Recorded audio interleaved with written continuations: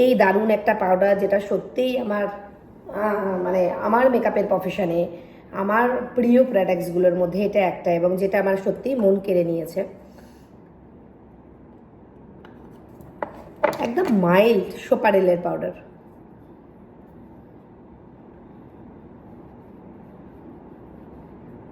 অনেকে তোমাদের হয় কি, মেকআপ করার পর পাউডার দিতে গিয়ে একটু বেশি করে পাউডারটা পড়ে গেল, কোনো প্রবলেম নেই।